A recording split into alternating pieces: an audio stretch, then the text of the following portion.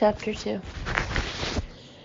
No one noticed that he was different, not like other children. His Aunt Julia would later report some scary episodes with knives, but otherwise he looked and acted like other children. He believed in Santa Claus, hated vegetables, and sometimes imagined ogres and scaly things crouching in his closet, waiting for night to fall. But he was haunted by something else, a fear, a doubt, sometimes only a vague uneasiness, that inhabited his mind with the subtlety of a cat. He felt it for years and years, but he didn't recognize it for what it was until much later. By then, this flaw, the rip in his psyche, had become the locus of a cold, homicidal rage. He was born to a prim, modest department store clerk, the eldest of 3 daughters, in the family of a Philadelphia nurseryman. Her story had always been that in 1946, fresh out of high school, she was seduced by Jack Worthington, a rakish veteran of the recent war who hinted to her of an old money pedigree. At least that's what she claimed.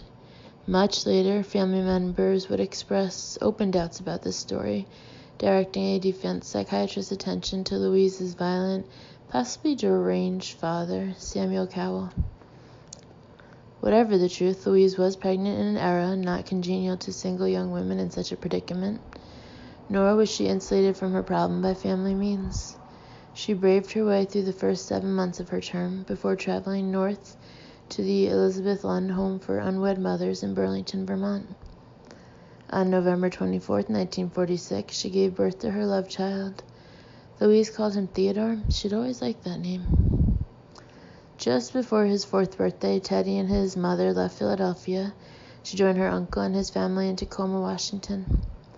Ted told us that the move upset him, either as a deliberate falsehood or due to some trick of memory.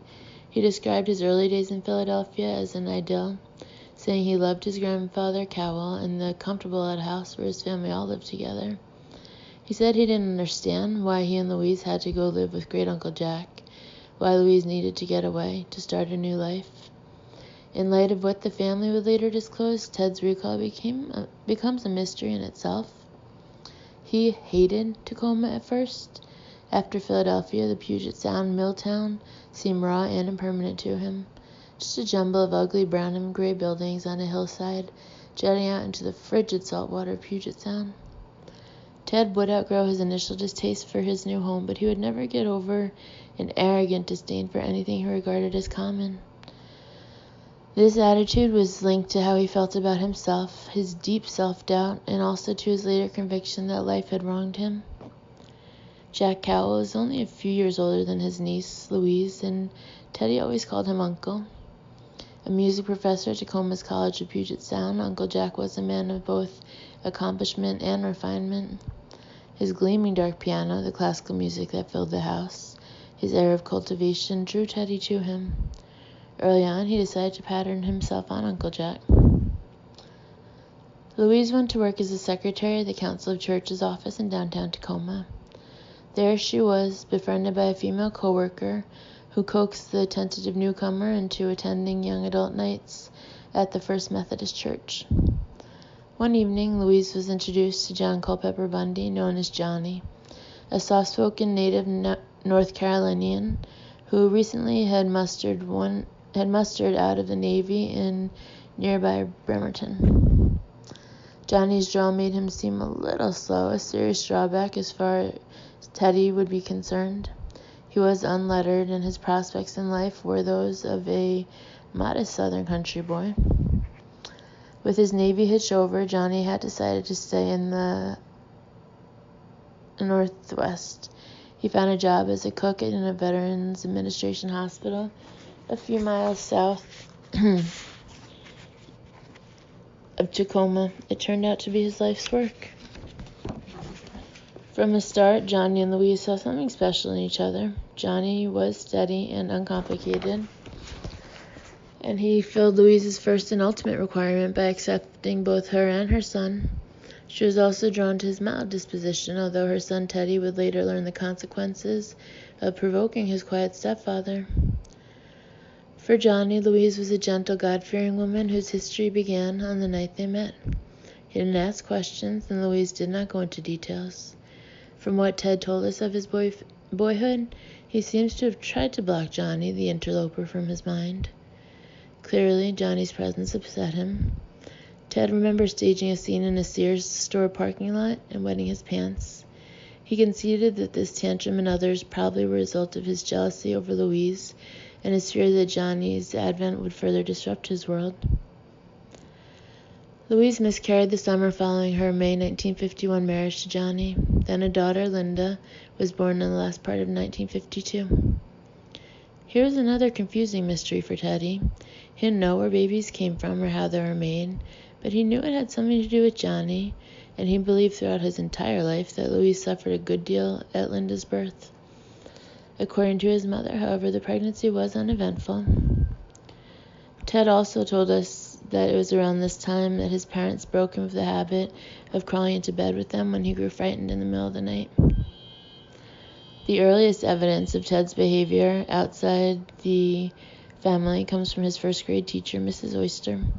According to Louise, Teddy was very fond of Mrs. Oyster. On his report card, the teacher wrote Louise that Teddy grasped the numbers 1 through 20, knew the meaning of 100, was at ease before the class, and expressed himself well.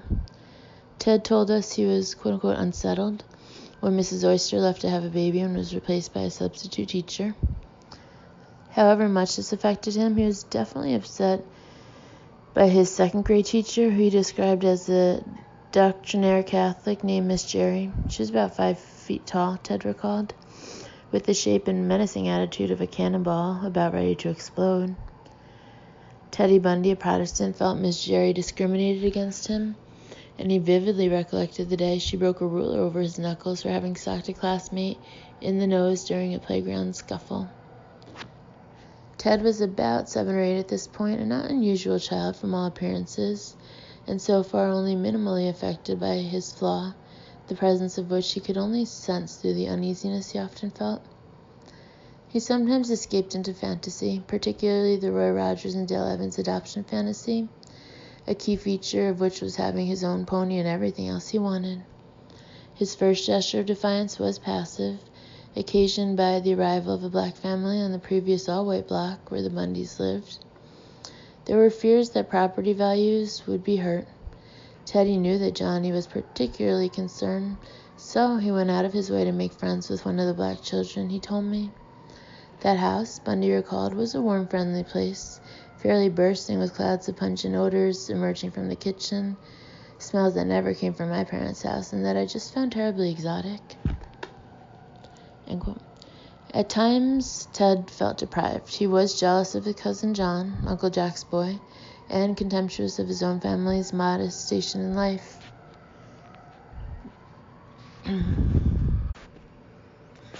Ted told me he was mortified by the sensible ramblers Johnny drove, so much so that he recalled being, quote-unquote, humiliated to be seen in them. Likewise, from the time he could first walk and talk, little Teddy always pulled his mother to the most expensive racks and clothing stores. The preoccupation with material possessions would stay with the boy and intensify. Even though little Teddy was deeply materialistic, he wanted possessions. With the birth of another child, brother, Glenn, in February of 1954, the Bundys had outgrown their second house. The following summer, they moved to a roomier tract house that would be large enough to accommodate the present family, plus the final 2 arrivals, another daughter, Sandra, in 1956, and a son, Richard, in 1961. Teddy found this new neighborhood decidedly unappealing. A tract had been thrown up with little regard to aesthetics. It looked to Teddy as if every bit of vegetation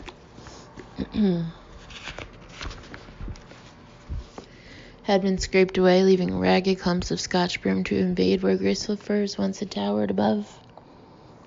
He became close friends with 2 boys in his new neighborhood, and they would continue to be his nearest pals all the way through high school. One was a gregarious kid named Terry Storwick. The other friend was a roly-poly youngster named Warren Dodge. Terry and Warren both found Teddy to be great company, even if he was a little aloof at times. Brittle, even. There was also the manner of Teddy's temper. Behind his house in the field of Scotch broom, the boys played guerrilla war games, using as weapons spear ferns, which leapt off a foot or so above the ground, made perfect missiles to fling at one another. One afternoon, in the heat of combat, Warren caught Teddy just below the eye with the cloudy, fibrous root that formed the nose of the fern missile. In an instant, Teddy was on top of Warren, his fist cocked. Terry and the other boys pulled him off. The incident stayed with Terry Storwick not because the show of anger was so unusual for an overexcited kid, but because the child was Teddy Bundy. Quote, Ted kept himself separate from situations, Terry told me, so it was something to see him get involved. When he got hit in the eye, he definitely got involved, end quote. Ted's short fuse got him into other boyhood scrapes, too. At Boy Scout camp, he shoved a plate in another scout face for having hatcheted a small tree. On another scout outing, he tangled with a kid named John Moon. Bundy hit him over the head with a stick, Terry Storwick remembered. It was a very deliberate attack on another person. The way John Moon described it, he was attacked from behind. Storwick continued, it was real easy to see when Ted got mad. His eyes turned just about black. I suppose that sounds like something out of a cheap novel, but you could see it. He had blue eyes that were kind of flecked with darker colors. When he got hot, they seemed to get less blue and darker. It didn't have to be a physical affront either. Someone would say something and you could just see it in his face. The dark flecks seemed to expand. Like most mothers, it was Louise, not Johnny, who took the direct hand in raising the Bundy family. Quote, we didn't talk a lot about real personal matters, said Ted, certainly never about sex or any of those things. My mom has trouble talking on intimate personal terms. There's this logjam of feeling in her that she doesn't open up and explain.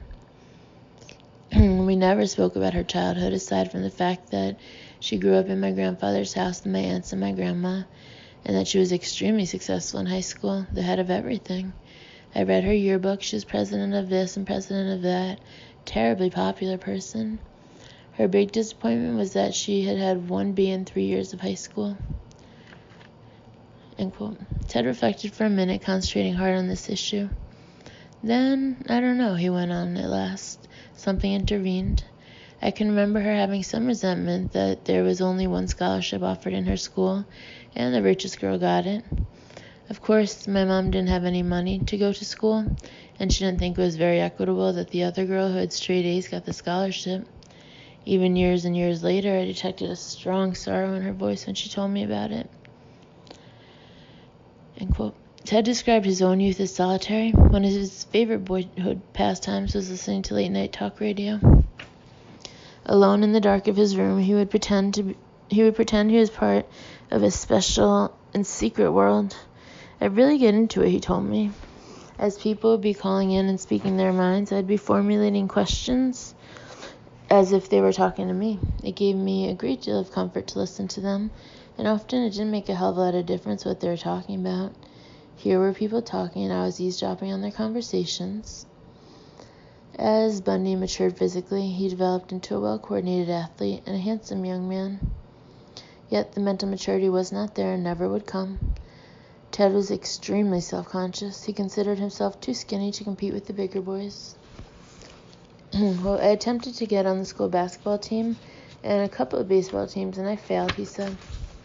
It was terribly traumatic for me. I just didn't know what to do. I thought it was something personal. End quote. He turned to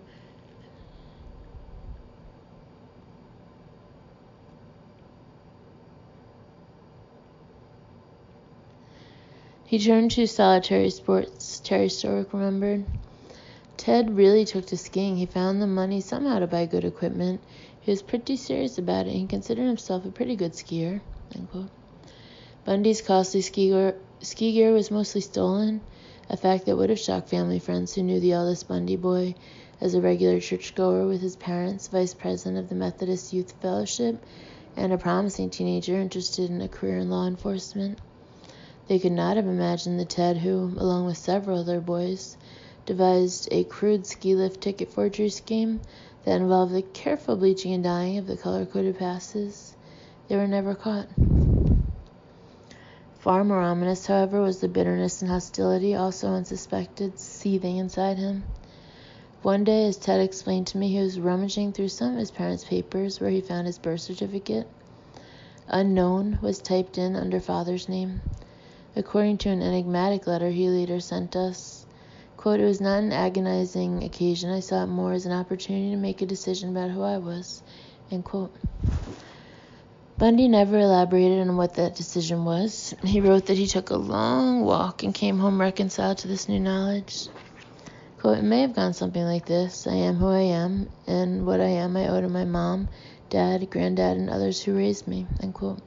Then in parentheses, "Not necessarily profound, but not a bad beginning for a young kid." Close parentheses. Why be concerned about someone I never knew? My mom loved me enough to give birth to me, care for me, and love me. This seemed to be more than enough. However, Bundy's one-time fiancée, Liz Kendall, a pseudonym, reported the discovery a little differently. Ted's cousin John taunted him about his illegitimacy, Kendall recounted in her book Phantom Prince. According to her, Bundy at first angrily refused to believe his cousin and would not believe him until John produced the birth certificate himself.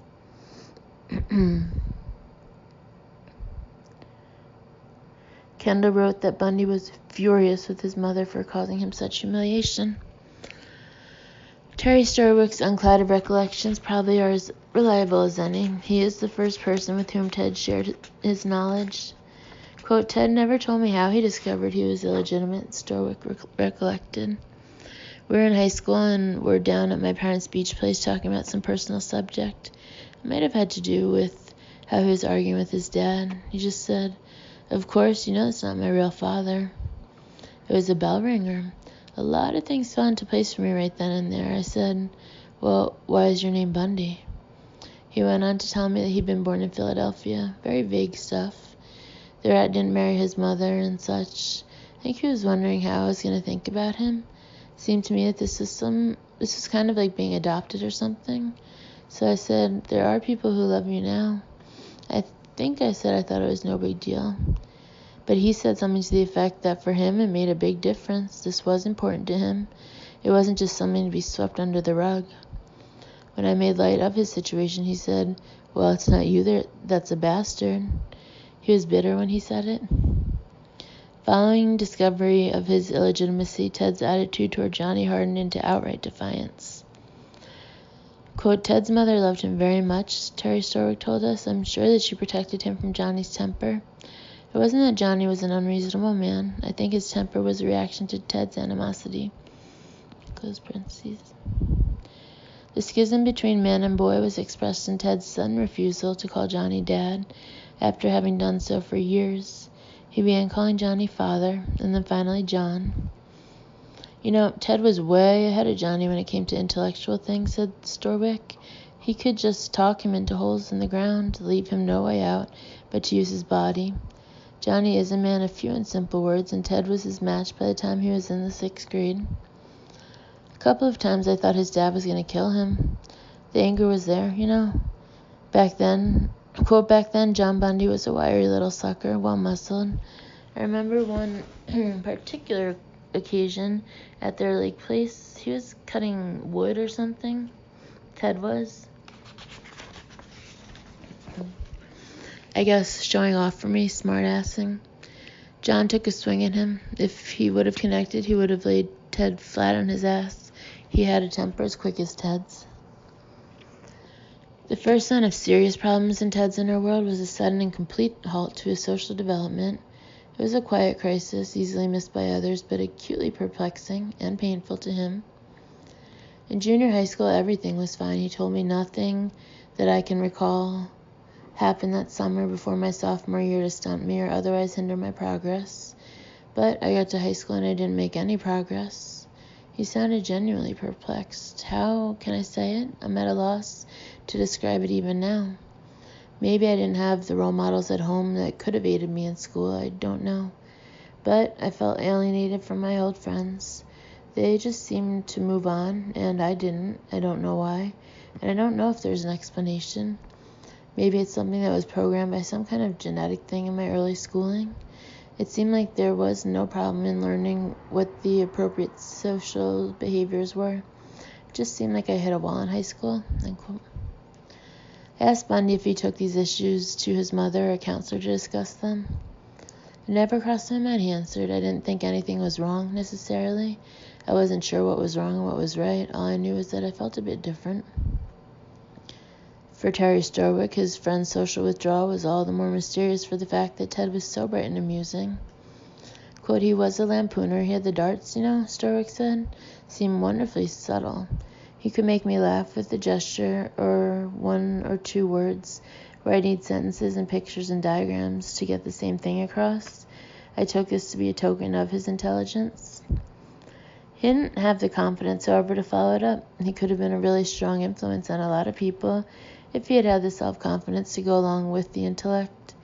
It seemed to me that he was just tongue-tied in social situations. It didn't have to be girls. Meeting new friends, meeting new people from another school was a difficult thing for him to do, end quote.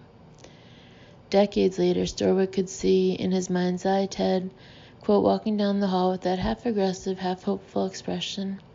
I'm sure he was slighted a lot, at least in my circle of friends. It was important to be popular. We'd be standing in the hallway and someone would come up to me and say, hey, we're going to have a party Friday. Can you come over? Ted would be standing there and he wouldn't be asked. It wasn't that he was singled out for ridicule, but you have to remember that Ted was a very sensitive person. Very sensitive, end quote. Ted Bundy had but a single date throughout his 3 years at Woodrow Wilson High School in Tacoma. He told me that he would have liked to go out more, but he never could tell if a girl liked him, so he assumed she did not. I am particularly dense or insensitive, not knowing when a woman's interested in me, he explained. I've been described as handsome and all this shit, or attractive. I don't believe it. It's a built-in insecurity. I don't believe I'm attractive, end quote. Sex baffled him. When his buddies talked about girls and what they were doing with them, or wished they were doing with them, or lied about what they were doing with them, Ted listened without comprehension. He told me, I had trouble grasping any of it. It kind of went over my head. He felt at ease in only 2 environments, the ski slopes and the classroom. I spoke up in class, he explained. It's a formalized setting and the ground rules are fairly strict. Your performance is measured by different rules than what happens when everybody's peeling off into little cliques down the hallway, end quote. Because he was articulate and cultivated an image of serious-mindedness to hide his loneliness, Bundy was regarded as scholarly by the other students at Wilson. Yet, for all his seeming seriousness of purpose, his grades were only good, not great. He left high school with just above a B average, good enough to earn Ted admission to Uncle Jack's school, parentheses, by then renamed the University of Puget Sound, close parentheses, together with a small scholarship. Outwardly, conditions seemed ideal for this bright, attractive young man to step forward into the world, to overcome his shyness and to seize this opportunity.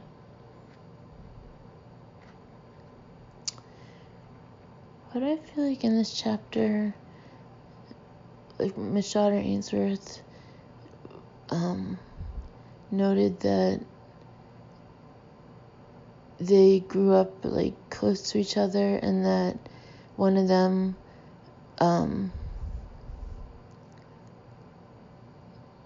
something about being like the difference was something about him being born in wedlock or something. Maybe it's in another chapter later on, but anyway, enough side note. Few people at Wilson High School would have been surprised to hear that he eventually went on to law school and became a rising star in the local Republican firmament. The closer people felt to Ted, the surer that likelihood seemed. Yet the next thing that many of his boyhood acquaintances would know of the diffident boy with the half-hopeful expression was that police suspected him of a string of hideous murders. They'd sort back through their memories, trying to recall something odd or different about him, something identifiable in his past that would help explain this tragedy. They couldn't. Not even Bundy's closest friend, Terry Storwick, can connect the Ted he knew with what Ted became. As we spoke, Terry's eyes teared up at times with the pain of memory. Aloof though Ted was, the 2 boys felt a bond, even a debt on Terry's part. Ted once saved Terry's niece Wendy from drowning. Quote, there is no way, Storwick said, his voice breaking, that the person I grew up with could have done the things they said he did. and there's no way for me to reconcile the image of the mass murderer and the kid who came running to my back porch when the first snow fell in November, all excited to go skiing. In between those two images, something happened. Definitely something popped.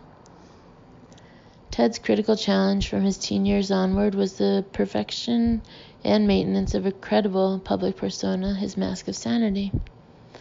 Lacking true adult emotions, he had to put on the look of normalcy while inside him the tumult raged unabated. He underwent a process of mock acculturation, like an alien life form acquiring appropriate behavior through mimicry and artifice. It was painful and confusing to him, each frequent misstep a stab at the child bewildered by his inability to handle the simplest adult relationships. Quote, I didn't know what made things tick, Ted told me.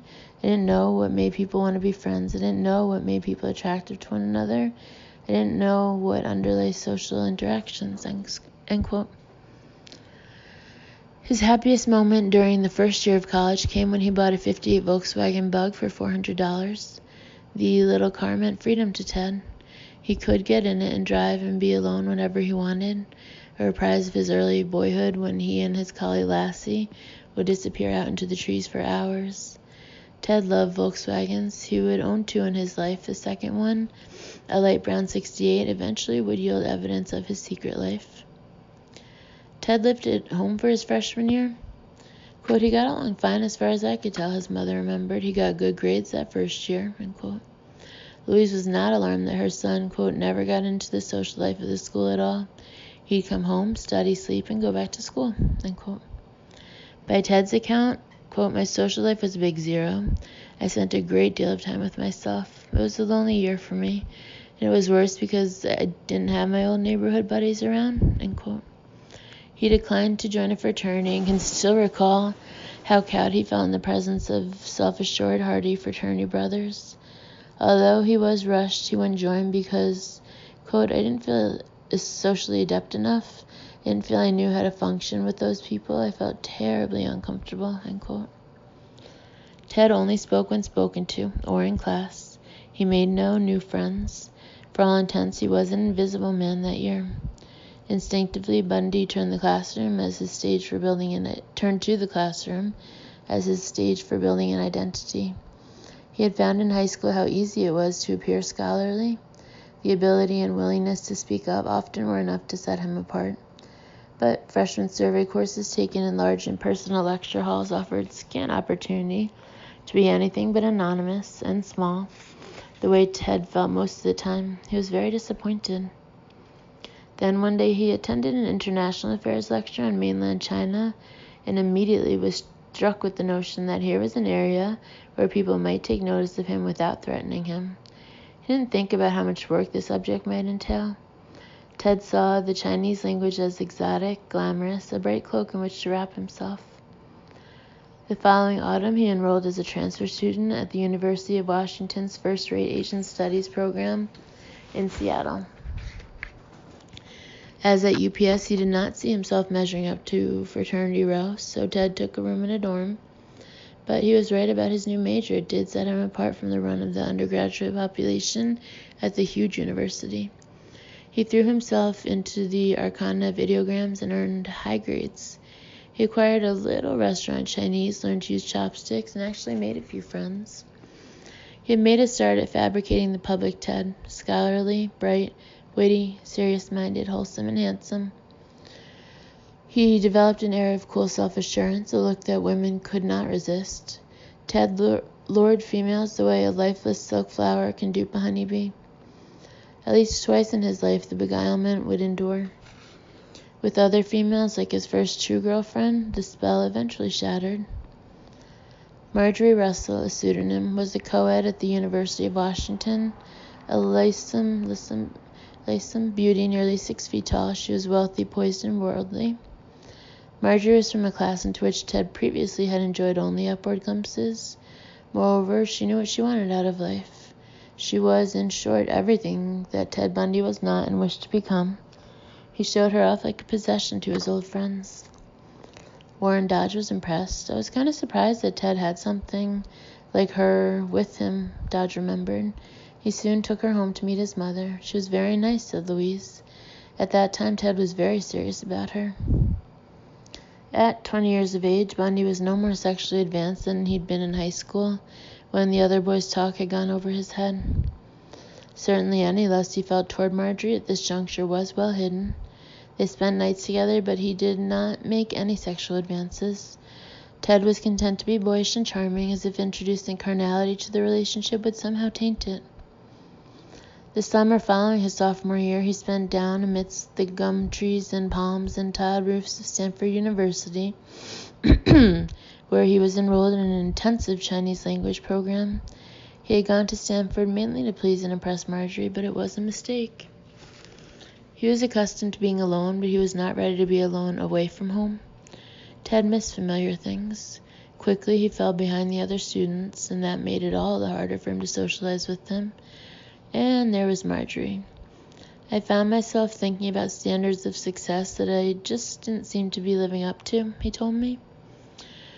At Stanford, Ted's immaturity was exposed, a particularly hateful experience for him because he had now failed in the one arena, the classroom, that had always been his refuge. Then Marjorie dropped him. As she later told investigators, what had been his winning boyishness now struck her as puerility. She wearied of his fawning attitude, and she was tired of his games. Ted would often sneak up behind her, tap her on her shoulder, and then vanish. That annoyed her. She advised him to grow up. Ted's brother Glenn recalled that Marjorie, quote, screwed him up for a while. He came home and seemed pretty upset and moody. Had never seen him like that before. He was always in charge of his emotions, end quote. Louise Bundy remembered something similar. Quote, as I understand it, she told him she couldn't wait around for Ted to have it made. If she found somebody else, she'd go that way. He was pretty hurt by that, end quote. Ted did not understand what had happened to him, why the mask he had been using had failed him. This first tentative foray into the sophisticated world had ended in disaster. It would usher in another period of isolation in which he would brood on his situation, keeping to himself until a better, more workable mask could be fashioned. The rest of 1967 was, as he remembered, quote, absolutely the pits for me, the lowest time ever, unquote. He gave up on Chinese altogether after having wasted a year in its study, for no better reason than Marjorie having once said that she admired the architect's role played by Albert Finney in the movie Two for the Road. Ted applied to the University of Washington's architectural program.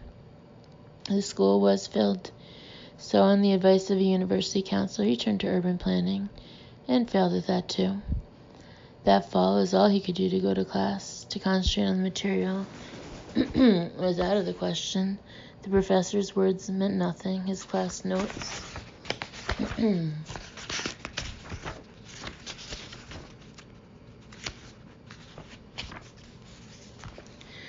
were indecipherable. The university environment had turned hostile, frightening. He developed a phobic dread of encountering Marjorie on campus. By Christmas, he withdrew from school. He saved a little money, borrowed more, then took off on a flying trip around the country. Ted went to California, to Aspen, Colorado, and back to Philadelphia to visit his grandparents. Dogged by his feelings of worthlessness and failure, he came home to Seattle in the spring of 1968, still unable to face a return to school. He took a small apartment and went to work as a busboy in a hotel dining room, as well as a night stalker in a Safeway store. I absorbed all this uncertainty, Ted told me, and all the confusion about why I was doing what I was doing, wondering where I was going, all by myself. Because I'm not the kind of person who socialized a lot, there was no way to let off steam. Following his return to Seattle, he made a friend named Richard, a sometime thief and drug user whose life at the fringe of society fascinated Ted. At age 21, Ted hadn't been exposed to an outlaw element more sinister than the circle of ski lift ticket counterfeiters he knew in high school. Now he would encounter the possibility of illicit excitement on a higher plane. Stealing, especially shoplifting, came naturally to Ted. The unsocialized child within him wanted things, expensive, shiny things such as rich people owned, and Ted had no adult compunctions about acquiring them illegally. Moreover, theft was an adventure, a game, a kind of advanced variation on hide-and-seek, not unlike tapping people on the shoulder and then disappearing. One night, Ted and Richard sneaked down to a beach near Seattle where landslides had pulled down a cliffside house. They were after anything they could find. We went down there in the dead of night, Ted told me. The house was full of shit. I still have some luggage from there. It was really thrilling. Ted was not a thief in any ordinary sense. He didn't take money, but he wouldn't take merchandise for the purpose of selling it. The need was much closer to kleptomania, and it was overpowering. Yet he was never once caught for shoplifting anything, a remarkable fact in light of the number of thefts he made and the way he went about them. Even professional shoplifters, people schooled in the most refined techniques of their trade, customarily have long arrest records. His first principle was anonymity. Once he decided what he wanted, he would put on his good suit and comb his hair. He wanted to look presentable and forgettable. Then he downed 2 or 3 quick beers. I'd drink just to pump myself up, he told me. I felt I wouldn't have any inhibitions. I didn't want to be looking over my shoulder and appear nervous. That's important. He stole a television, a stereo, home furnishings, cookware, clothing, and artwork, things that he wanted to own, possessions. Typical of his expeditions was the day he decided he wanted a tree for his apartment. Quote, I walked into the side entrance of this place and went into their greenhouse, he said. I saw this Benjaminus tree and picked it up. This fucker was 8 feet tall, heavy, and a little bulky, but I just walked out the side gate, lifted the thing up, and threw the sunroof of the car. There was a good 5 feet of Benjaminus sticking out of the top as I drove away. I don't remember that part. Around the time he was burglaring the house on the beach, Ted bumped into an old acquaintance from high school. They talked for a bit on the street corner, then the friend casually mentioned that if Ted was interested, he might latch on in some capacity working for Art Fletcher, a black small-town city councilman who then was contending to become the Republican nominee for lieutenant governor. Several mutual acquaintances were already working for Fletcher. Ted Bundy jumped at the chance. I just pitched right in, he told me. Oh boy, here we go again. I hadn't had a social life for some time. It just felt good to belong again, to instantly be part of something. If Ted Bundy the thief inhabited one corner of his personality, then elsewhere there resided Ted Bundy the committed Republican. Ever since high school, when he had delivered a Rockefeller nomination speech at a mock GOP convention, Ted had been drawn to politics. In his senior year, he had joined the re-election effort of a local Republican congressman and had loved the experience. The reason I love politics and was because there was something that allowed me to use my talents and assertiveness, he said. You know, the guy who'd raise his hand in class and speak up, and the social life came with it. You were accepted. You went out to dinner with people, they invited you to dinner. I didn't have the money or the tennis club membership or whatever it takes to really have the inside track, so politics was perfect. You can move among the various strata of society. You can talk to people to whom otherwise you'd have no success. He immediately quit his jobs and went to work as a full-time Fletcher volunteer. Ted's finances were strained, but it was well worth it to him. It was a time when the bulk of committed, politically conscious young people were part of the peace movement. Ted Bundy, however, was foursquare for the establishment. He had no intention of aligning himself with the outsiders, the dispossessed, or the poor. That fall, Ted had the great good fortune to be named Art Fletcher's official driver. Had he remained in college, Ted would have been starting his junior year, but he had been so traumatized by Marjorie and his collapse in Chinese that he was still 2 years away from being able to successfully resume his studies. He was still a virgin, too, and might have remained so indefinitely if sex had required him to make the first move. However, one night while away from Seattle on campaign business, he drank himself into a near stupor at a GOP official's house in eastern Washington. When Ted drank, he often got drunk. That night he had to be taken to someone's home to sleep it off. As he remembers the night, he was installed in a downstairs bedroom, only semi-conscious. when the lady of the house gently crawled into bed beside him, stripped him of his clothes, and relieved him of his virginity. His role in the seduction was entirely passive. Politics is a seasonal business. After Art Fletcher ran a close second in the November election, his driver was thrown back on his own resources. During the campaign, Ted had watched how people get along and had acquired by rote some of the social skills he could not come by naturally. He had matured into a slim, even-featured young man with clear blue eyes and an ironic smile. He took meticulous care with his appearance and dressed with a casual, studied tweediness. The clothes he couldn't buy, he stole. All the elements of the mask were now coming together, forming a seamless facade. Bundy took a temporary sales job in a Seattle department store, one from which he had shoplifted and where he learned something new about himself. He had a knack for chatting up the women customers. He could sell them anything. He saved up some money, sold his '58 Volkswagen, and headed once again for Philadelphia. He hoped that he could start school again there in his grandfather's town, away from the physical reminders of his days with Marjorie. He spent the first half of 1969 at Temple University with mixed results. A special urban affairs project was never completed, but he did moderately well in theatrical arts classes.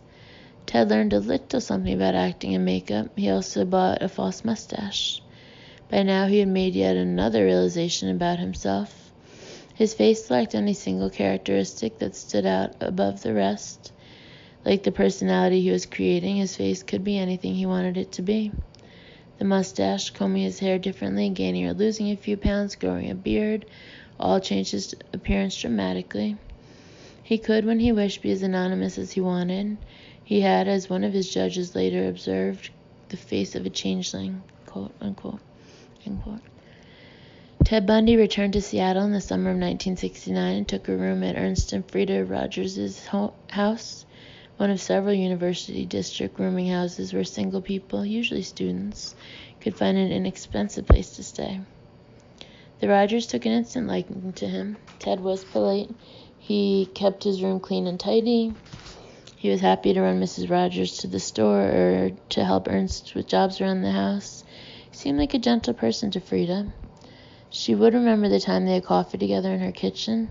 An outsized fly began to buzz around them. Frida started to swat it, but Ted jumped up, exclaimed, "Don't kill it!" and chased the fly out the window. He lived around the corner from the Sandpiper Tavern, a college beer joint where he had some success in picking up girls. On the last night of September 1969, he walked into the Sandpiper and sat down at the bar. Across the crowded dance floor sat Elizabeth Kendall, 24, an appealing medical secretary and divorcee out for an evening of fun with a group of her friends. Ted finished a pitcher of beer at the bar before he found the courage to approach her. As he recalled the occasion, Ted walked over to her and asked for a dance. "I'm sorry," Liz replied, "I can't dance." On most nights that would have been enough to send Ted Bundy into a funk. Quote, "For my somewhat tentatively developed ego," he explained to me, "it was always a less than pleasant experience for someone to say that they didn't want to dance. I never got over that." End quote. Emboldened by his beer, however, Ted was brave enough to ask one of Liz's friends to dance. She said sure, and rose. Moments later on the dance floor, Ted noticed Liz now was dancing too. He flashed her a wolfish smile and said, "Well, you really can't dance, can you?" Liz found Ted very charming. According to her, he introduced himself as a law student and said he was working on a book about Vietnam. She didn't necessarily buy the business about the writing project, but Ted was so good-looking and smoothly confident that by the end of the evening she recalled, "I was already planning the wedding and naming the kids." She took Ted home with her that night. Both had drunk a good deal. They slept together clothed. In the morning, her daughter Joni, pseudonym, was up early demanding Pop-Tarts and chocolate. Ted was delighted by the little girl, but Liz made it clear that he should leave, and he did. But he couldn't get Liz out of his mind. She had struck a chord in Ted. He idealized her as he had Marjorie. There was also something about Liz, something he couldn't quite articulate, that made him feel he had known her all his life. The daughter of a successful Utah doctor, she had gone through an early and painful marriage that left her with a distinct distrust of men. She also had a jealous streak, exacerbated by insecurity and Ted's later philanderings. Knowing nothing of mature love and respect, he could only seem to be something or someone. For Liz, he had created the Ted Bundy who wrote books and went to law school. In truth, he was a dropout and working as a legal messenger when they met. Like a child, he couldn't foresee the consequences of his living out this fantasy, just as he could not see how his own babyish behavior had cost him Marjorie. It wasn't 3 months after he met Liz that they began to discuss marriage. They took out a license and talked to her relatives about using their home for the ceremony. When he could no longer sustain the charade, Ted stunned Liz by theatrically tearing up their marriage license on the pretext it was too soon and sudden for them to marry. A short while later, he confessed his true station in the world. Liz forgave him. Liz saw as much of Ted at this time as did anyone. They made love several nights a week, went on day excursions with Joni, visited his family, telephoned each other constantly. Yet, even she did not penetrate the mask. In love with Ted, dazzled by him, she rationalized away his lies, and appears to have handled his petty cruelties by responding in kind. When Ted hurt her by ignoring her, or made her jealous by seeing other women, she hurt him back. Liz dealt with Ted at his level. In retrospect, it seems improbable that a woman could be quite so utterly gulled, but she was not alone. His mother detected nothing, the stores from which he stole detected nothing, his Republican friends, the scores of campaign workers and elected officials, detected nothing. By now, there was more and more for Ted to keep hidden. From what he told us at the prison, it is certain that by this stage he had a strong appetite for violent pornography. He has conceded to police interrogators that he crept around the university district late at night. Sometimes he stole things from houses, sometimes he peeped into women's windows. Also developing within him were cyclical depressions. Quote, it wasn't dictated by the cycle of the moon or anything else, he told me, not mood swings, just changes. It's damn hard for me to describe it. All I wanted to do was just lay around, just consume huge volumes of time without doing a thing. Even in these periods, however, I'm capable of being genuinely cheerful and gregarious, at least for a limited amount of time. I became expert at projecting something very different, that I was very busy. I had a huge part of my life that nobody knew about. It didn't take much effort at all, end quote. Ted felt that, on the surface at least, Liz took the marriage license scene and his lies in stride. When he told her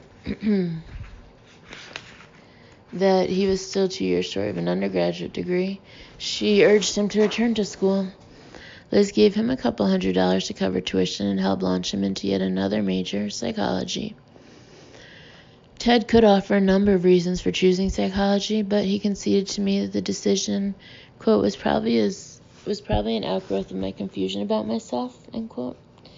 He did feel good about the choice, and beginning with the University of Washington summer term of 1970, he tore into the subject with demonic intensity. Ted did not miss a single question on one final exam. He wrote a paper on schizophrenia that won high praise from his professor. Ted was driven. It was a marvelous feeling, he said, to have purpose and to do well at the same time.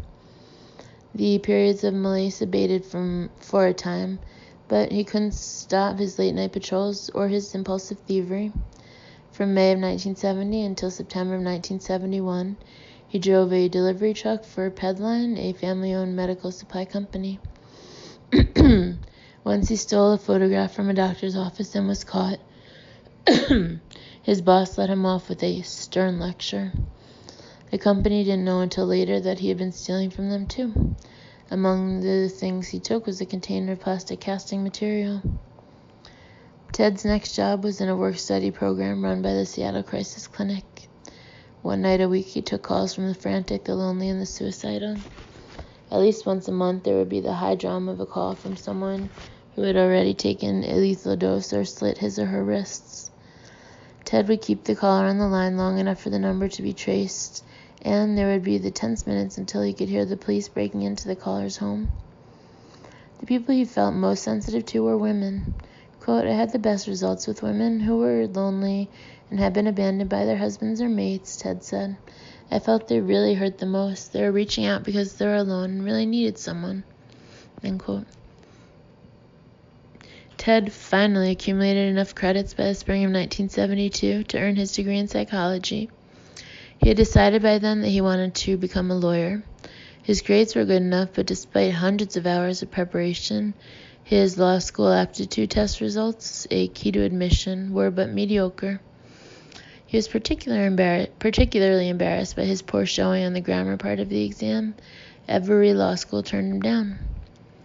He left the crisis clinic job in May of 1972 and was hired under a federal grant to work with psychiatric outpatients at Seattle's Harborview Hospital.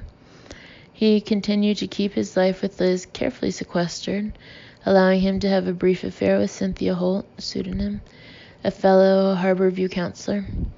According to Holt, Ted was often cold and almost abusive with his cases that summer. He was more apt to lecture than to counsel. Bundy was further suspect by the hospital staff of calling patients at home at night, making anonymous threats, and talking inappropriately of sexual manners. Cynthia shared with Liz and Marjorie and a number of other women the unsettling memory that she was happily intimate with a serial killer. She told Hugh that the forearm Ted once shoved up against her throat as they were making love was no accident of overexuberance. Bundy could have killed her at that instant. But the most curious part of their affair, and the aspect the local police were most interested in, was the occasional long drives Ted would take her on through the hills behind Lake Sammamish, the area where many of his victims later were found. Ted, Holt said, was supposedly looking for an aunt or some old woman who was family. He said he was trying to find her a place. I'll never forget it because it was my car and my gas, and I was not exactly pleased to do this. I kept driving, and I kept saying to Ted, what does this place look like? At least tell me what the place looks like so I can help. There was never any description. We just drove around.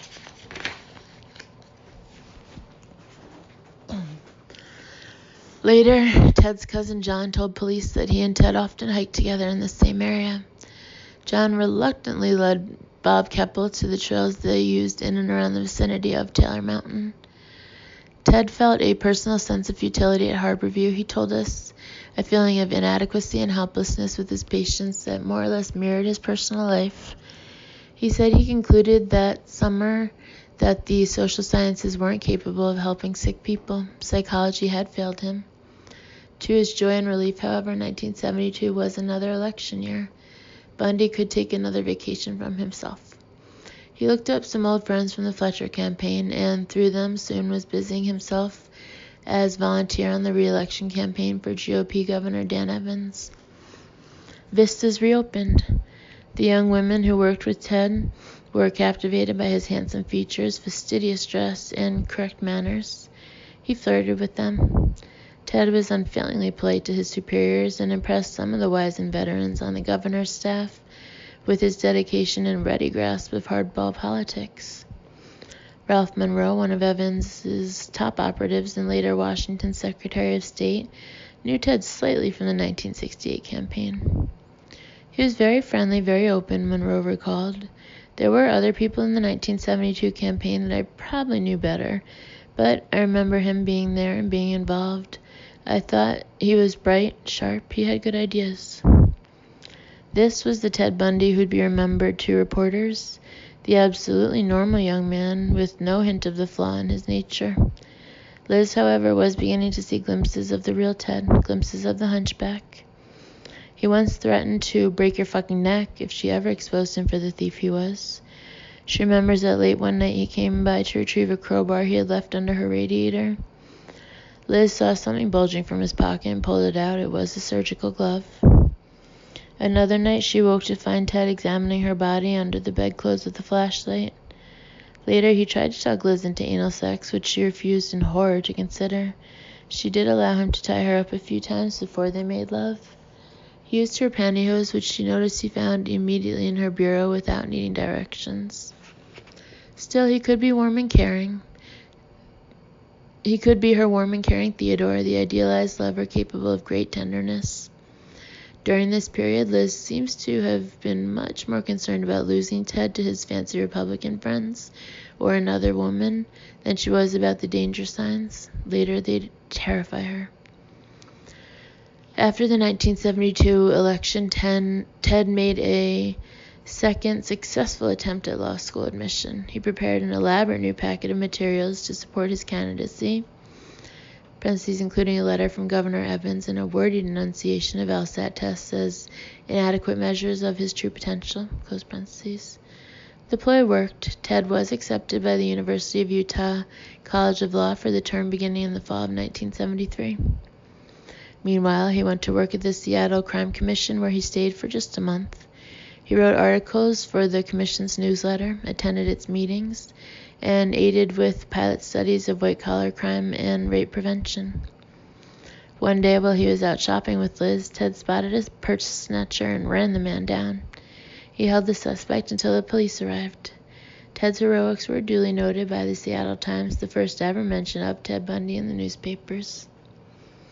With help from his political friends, Ted then found a job at the King County Office of Law and Justice Planning. His assignment was to study recidivism among those convicted of minor offenses in King County justice courts. He had access to nearly all pertinent arrest records, rap sheets, and the like. For weeks, he scoured thousands and thousands of arrests, noting with interest how poor the cooperation and coordination were among the various police and judicial jurisdictions. I don't remember this part either. Ted was amazed to find rap sheets showing arrests that had never resulted in a trial, but neglecting to list convictions for other crimes. There were habitual criminals with 2 or 3 dozen arrests shown, but he couldn't figure out from the records what happened to the people. They had just fallen between the cracks. This was a period akin to his campaign interludes. Ted's hopes and expectations were rising again after the disappointment of the previous summer at Harborview. In May of 1973, he went to work in Olympia for Ross Davis, the new head of the state GOP Central Committee. Earning what for Ted Bundy was the princely salary of $1,000 a month, he studied cost overruns in the party computer system for Davis and helped with several other research projects. Those around Ted at the time remembered that he looked up to Ross as if he were a big brother or favorite uncle. Ted loved to play with the Davises' 2 small children. Ross's wife, Sarah, recalled that Ted seemed to fit comfortably into their family that summer. He didn't talk much about himself, she said, but I didn't feel like he was trying to hide anything. He spoke of his mother and family in loving terms, end quote. That summer of 1973, Ted also saw a good deal of Marlon and Sheila Vortman, a law student and his wife who had been active in the 1972 Evans campaign. Like Ross Davis, Marlon was sturdy and purposeful, something of a big brother figure to Ted. Marlon also knew Ted to be a little quirky. One day he visited his younger friend and was surprised at the quality of Ted's possessions. They spoke of grander means than Marlon knew Ted to command. Odder still was Ted's explanation that he often came and went from a second-floor window by means of a ladder. He did so, he said, because he didn't want to disturb his fellow roomers. Marlon persuaded that he, like Vortman, should attend law school at the University of Puget Sound rather than go out of state for his legal training. The newly opened University of Puget Sound Law School, he argued, would put Ted in touch with local lawyers and would be a more suitable school for someone with local political ambitions. Ted agreed. He applied to UPS and was accepted into the night law school. Rather than admitting to the Utah people that he had changed his mind, Ted invented a story for them. He wouldn't be able to attend school in Salt Lake City that autumn, he wrote, because he had been injured in an automobile accident. Ted almost totally excluded Liz from this part of his life. The Davises didn't know she existed, and she was hostile toward Marlon, who she correctly guessed had more influence on Ted's decisions and actions than she did. At this time, she was also unaware that her boyfriend felt he had some unfinished business to attend to in California. In July of 1973, Ted flew to San Francisco to see Marjorie Russell. Although it was Liz who Ted claimed he loved, Marjorie had remained on his mind for years. He had kept in touch from her from time to time, but now he was ready to confront her again. Happy in his work and fairly bristling with confidence now that his legal education was about to begin, he felt an aura of personal magnetism shimmering about him. He felt that he looked different and acted different. He was different, at least in Marjorie's eyes. She later told the police that she found her erstwhile wishy-washy beau transformed into a man of action. He seemed to be in control now. Once again, Ted was acting out of fantasy. He had tailored his outward appearance to suit Marjorie's expectations and duped her into believing that he had changed. While he was in the role, Ted also believed he had changed. Back in Seattle, as the summer of 1973 drew to a close, Bundy wound up his work for Ross Davis. One afternoon, he drove his recently acquired 68 Volkswagen Bug over to the Davises' house for a visit. Outside in the driveway with Ross, he opened the car's trunk to rummage for something. There was plenty of junk to sort through. Ted Bundy was a pack rat. But as Ross cast an idle glance into the trunk, his eyes picked out a particularly unusual item in the jumble. There, resting in the clutter of tools and rags and other paraphernalia, was a pair of handcuffs. Unbeknownst to Liz, Marjorie, his family, and his friends, Ted was an immediate and thorough failure in law school. 8 years after he had first been enrolled as a freshman at the University of Puget Sound, Ted expected to return as a graduate student and to find clear-eyed and fastidious young men like himself. What he encountered on orientation day was a motley assortment of aspiring legal scholars who ranged in appearance from the well-groomed to the scruffy, and instead of his vision of an ivied citadel, Ted Bundy's idea of what a proper law school should look like, he found a small night school housed temporarily in an anonymous office building in downtown Tacoma. He was appalled. Ted was unbothered that he had to subsist that on unemployment checks, but the perceived taint of attending a quote-unquote second-rate law school was every bit as demeaning to him in his mid-20s as Johnny and Louise's boxy ramblers were to him as a child. Rigidly fixed on image and emotionally capable of having much perspective on his circumstances, Ted could not make the best of the situation. In no time, he was hopelessly behind the rest of the class, unable to grasp what his professors were trying to teach him. It was a repeat of his 1967 burnout in Chinese studies. The rest of the fall and winter of 1973 would be a period of unrelieved dolor for him. D-O-L-O-R. That means pain in Spanish, but I don't know what it means in English.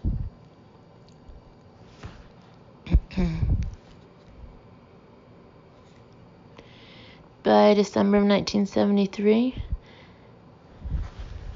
Ted had secretly reapplied to the University of Utah College of Law. He told no one of the decision until the following spring, and the new application to Utah made no mention of his current enrollment at the UPS Night Law School. Utah accepted Ted once again, but he would not be leaving for Salt Lake City until September of 1974. In the middle of his year at UPS, when the young girls began to disappear around the region, Ted kept up a convincing show of eager involvement with his studies. He attended classes faithfully until near the end of the spring term, and he applied himself to the material every few weeks when it was his turn to lead his study group discussion. He wasn't lying to Liz or his mom when he said that he spent much of his time in the law library.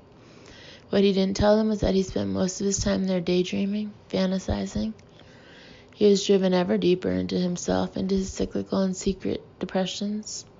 In his solitude, Ted devised complex rationales for the gaps between his wish to succeed and the reality of his failure, all the while guarding the secret of his inner turmoil from the people who thought they were close to him. He was very good at the deception, all bright-eyed and bushy-tailed when the occasion demanded, but his tissue of deceits began to double back on him at Christmas time. Liz had flown to Utah to be with her family, while Marjorie, ignorant of Liz and almost everything else to do with Ted, came north for the holidays. For a week, she stayed with Ted in the Vortman's apartment while Marlon and Sheila were away on vacation in Hawaii. While the previous summer, Ted had even convinced himself that his life was back on course. Now he had to recreate the role of changed man from memory. He succeeded too well. Marjorie liked what she saw, and she wanted to talk marriage. They discussed it for days, Marjorie and Ernest and Ted, under mounting pressure, with the appearance of sincerity. He conned Marjorie again, just as he had repeatedly conned Liz. She flew home to California thinking that she was engaged to be married. Ted's well-practiced faculty for compartmentalization was at work again. He took Marjorie to the airport and kissed her goodbye. Then he sped in his Volkswagen over to see the other woman he insisted he loved. Ted found Liz in her kitchen with an apron on. The tableau was warm, domestic. He remembered that dinner aromas filled the air that night. Liz smiled up at him, and soon they were making love, the most passionate love they had ever made. A month later, as the futile search for Joyce and Jim Healy's daughter, Linda, was given periodic mention in the Seattle papers, Ted had his one final confrontation with Marjorie. She had occupied a segregated section of his mind for 7 years, an ideal woman whose heart he'd won, lost, recaptured, and now would break. Just as Ted could never fully explain to us his feelings for Liz, he also never understood his relationship with Marjorie. He hadn't exchanged a word with her since their Christmas betrothal. He had hoped by ignoring the situation to make it go away, but she telephoned him at his apartment on a Saturday evening. He had just returned from taking the law school aptitude test for yet another time, and was tugging into a 6-pack of beer when the phone rang. "Why the hell haven't you written or called?" He remembered Marjorie yelling. "What kind of way is this for you to treat me?" Partially anesthetized by the beer, Ted listened serenely to her tirade. He didn't apologize, he didn't explain, he just acted cool. "Don't ever bother to get in touch with me again," she told him.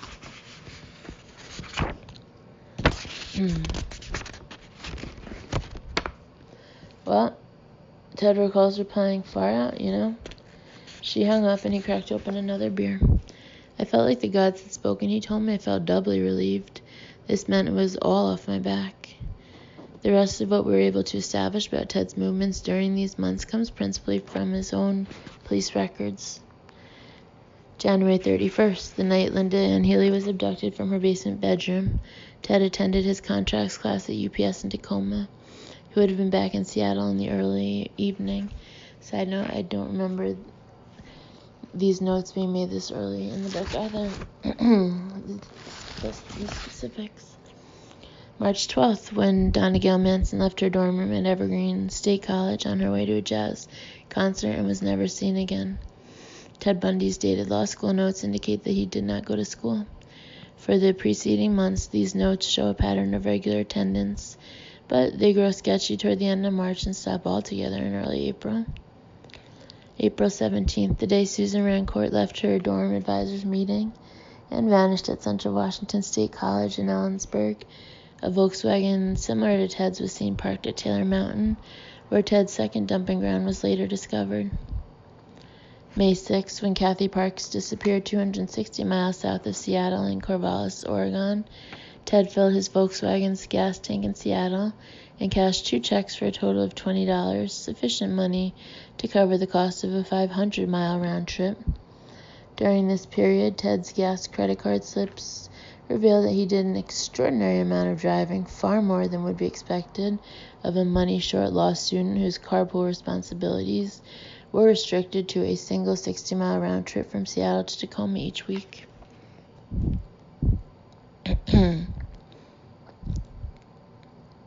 And then moving on from there, he chose April to inform Liz that he had decided to transfer to Utah.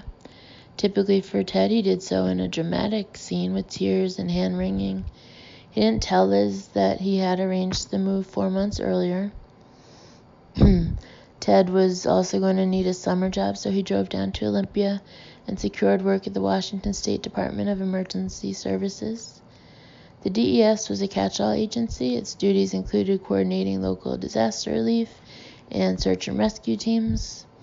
One of its functions was to help in the hunts for Linda Healy, Donna Manson, and Susan Rancourt.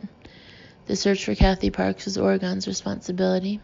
Brenda Ball, Georgianne Hawkins, Denise Naslin, and Janice Ott were still alive at this juncture. But the emphasis at DES in the summer of 1974 was upon a different sort of emergency. The OPEC oil embargo had severely disrupted fuel supplies in Washington.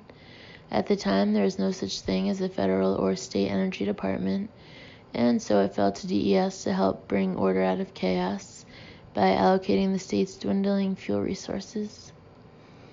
Ted's arrival at the office in May of 1974 caused a customary stir among the female employees.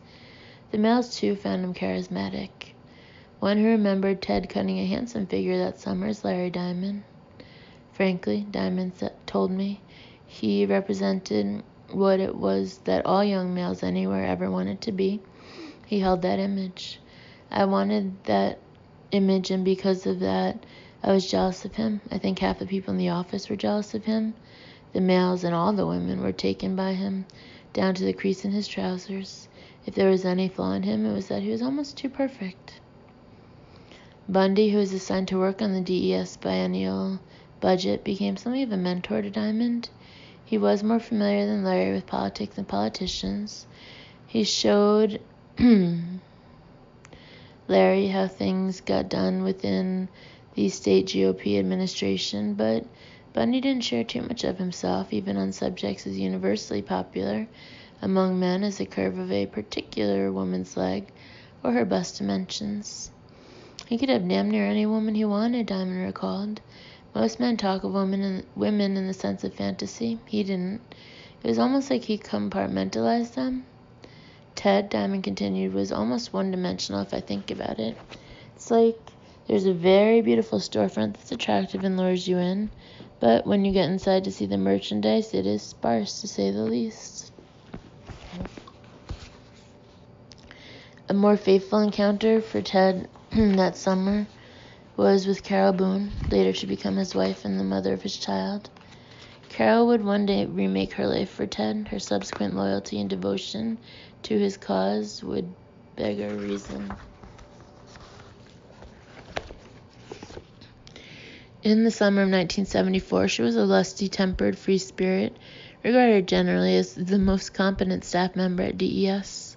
She was remembered by other DES employees as a sister/mother figure who did her work well, but who also was not above starting a rubber band fight or leading a circle of her closest co-workers on 3-hour liquid lunches in the Voodoo Room at the nearby Bailey Motor Inn. She had the wit and intelligence to do almost anything. At the time she met Ted Bundy, her personal life was in tatters. A favorite uncle had recently died. She was newly divorced from her second husband. She was trying to raise her son Jamie, and she was in the midst of a messy affair with quote, a large unpleasant man, end quote, as she later described him to me. I liked Ted immediately, she later recalled. We hit it off well. He struck me as being a rather shy person with a lot more going on under the surface than what was on the surface. He certainly was more dignified and restrained than the more certifiable types around the office. He would participate in the silliness partway, but remember he was a Republican. According to Carol, Ted made it clear he'd like to date her, but their relationship deepened, not into love at first, but into friendship and affection for each other. Part of the attraction was Ted's sensitivity to Carol's emotional problems. I guess I was closer to him than other people at the agency, she said. Carol noticed that from early June onward, Ted's health seemed to deteriorate. During 3 weeks in August, according to her, he lost 15 pounds. She attributed his poor health to the complex DES budget, which he had to finish before leaving for Utah in September.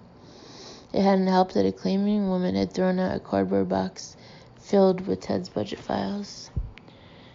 She noticed, too, that Ted was receiving a number of acrimonious calls from Liz. She tried not to eavesdrop on them, just as Ted would politely walk away when she fought by phone with her lover. But Carol could see that the calls from Liz made Ted nervous and cranky. Ted and Liz had reached another crisis. According to Liz's book, she was waiting for some firm commitment from Ted before he left for Utah. She feared that their relationship would dissolve as Ted established himself in a new town and met new people, especially women. The previous autumn, she had discovered a bag of women's clothing in his apartment. At other times, she had noted the container of plaster Ted had taken from Pedline, as well as a pair of crutches. Liz had been too embarrassed to say anything. Then she observed a progressive ebb in his sexual ardor beginning in the spring of 1974. Now his erratic and sometimes bizarre behavior was beginning to frighten her. On Saturday, the 6th of July, the two of them went river rafting. Liz's book describes the day as peaceful and sunny. They drank a few beers and were drifting along quietly when Bundy suddenly lunged at her and shoved her into the water. She came up stunned and shouted her irritation at him. His unnerving response was not to respond at all. She was looking at a malefic stranger who didn't seem to recognize her. Finally, he said, "It was no big deal. Can't you take a joke?" Liz chose to bury the incident. The following Saturday, the day before Denise Naslund and Janice Ott were abducted from Lake Sammamish State Park, Liz telephoned Ted at Johnny and Louise's house in Tacoma. She wanted to know if Ted would be free to see her that day. "No, I can't," she remembers him saying. "I have other things to do." "What other things?" she pressed. "Just things, Liz," he answered. As she got ready for church the next morning, Ted arrived unexpectedly and asked Liz her plans for the day. According to her, Ted was eager to know where she was going. She named a small park where she hoped he might join her. He didn't. Late Sunday afternoon, about an hour after Denise Naslund disappeared, Liz returned home to a phone call from Ted. He asked her to have dinner with him and was at her door within 10 minutes. Ted said he was starving. They went to a bowling alley reputed to serve the best hamburgers in Seattle. The burgers were huge. Liz barely finished hers. Ted devoured two and then wanted to go for ice cream. She noticed he had a cold that had worsened since they had talked that morning. He looked tired too and was unusually quiet. In response to her questions, he said he'd spent the day cleaning his car and doing chores around the house. As Terry Storwick had noted years before, and as several witnesses would attest, Ted's eyes gave way much in times of stress. Now Liz saw it too. She recounted, "As I looked at him across the table, I was struck by how close together his eyes looked. They were a little puffy from his cold, but it was odd that I had never noticed it before." After dinner, they returned to her house, where Ted, in spite of his cold and tiredness, insisted upon taking her ski rack, which they had used to transport his bicycle on the rafting trip, from atop his car and putting it back on Liz's Volkswagen. Then he drove home. Ted's DES work records would later reveal that he missed the Thursday and Friday prior to Sunday the 14th, as well as the following Monday and Tuesday. He said he was out sick with the cold that Liz remembers. Ted Bundy was back at work at the DES office by the time the first composite sketches of the Lake Sammamish Ted were published. He took a good deal of kidding from Carol Boone, Larry Diamond, and the others. "Gee, Ted," they would say, "you sure look a lot like that guy, and you do own a Volkswagen." Mark Adams, Ted's former employer at the medical supply company, saw the composites too, and remarked to himself how alike they were to Bundy. Adams kept these impressions to himself. Someone else thought Ted Bundy looked like the composite. He was one of Liz's office friends. As she told the story, the man handed her the July 22nd Seattle Times, carrying the latest composite drawing. "Don't you think this looks like someone you know?" she recalled him asking. "Doesn't your Ted have a Volkswagen?"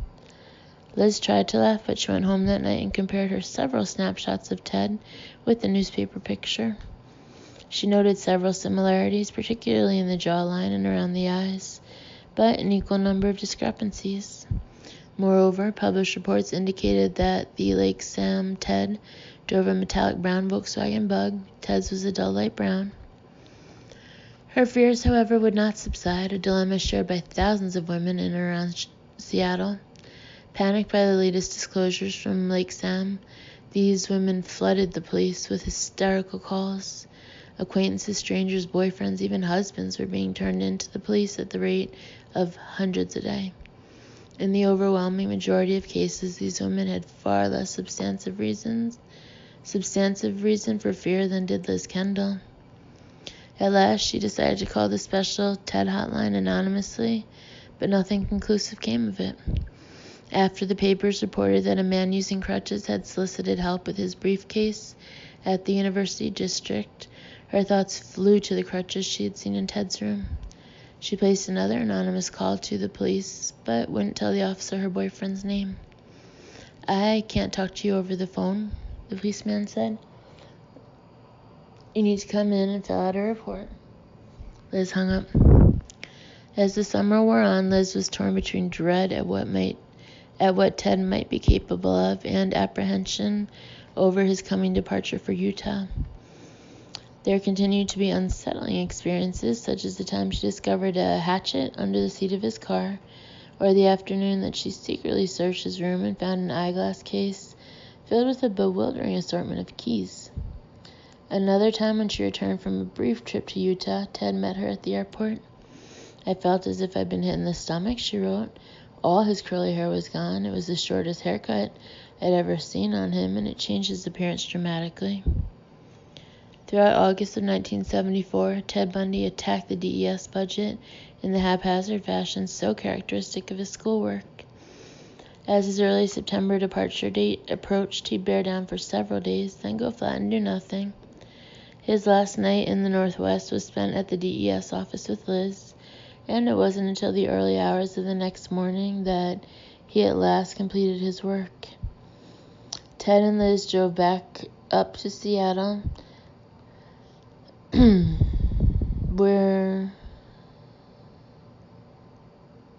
he hurriedly packed his Volkswagen. They breakfasted together, and afterward he humored her when she asked him to pose for her camera. Ted was exhausted and Liz was near tears during these final moments. They embraced and kissed, then he jumped in his bug and drove off. Within days, L.Z. Hammonds, a grouse hunter, stumbled across the desiccated bones and sinews of Denise Naslund and Janice Ott. In a brief news conference, Nick Mackey of the King County Police officially acknowledged what the Seattle newspapers had been suggesting for months. "The worst we feared," Mackey told reporters, "is true."